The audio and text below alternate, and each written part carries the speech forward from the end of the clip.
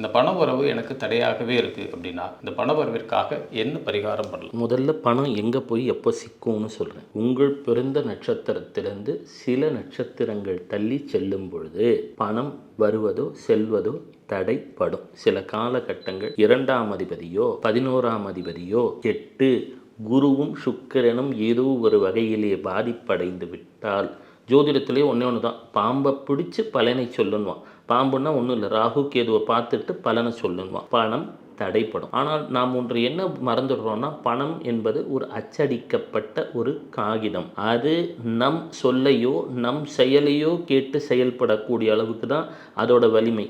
நம் எண்ணங்களின் வலிமை மிக மிக அதிகமானது. உங்களுக்கு வரவேண்டிய பணம் எவ்வளவு வேண்டுமானாலும் இருக்கட்டும். தற்போது கையில் உள்ள பணத்தை எவ்வாறு கையாளுகிறீர்கள் அப்படின்றது முக்கியம். நிறைய பேர் அதை வாசன திரவியத்தோட வச்சுக்கோங்க அப்படி இப்படி நிறைய சொல்லியிருப்பாங்க.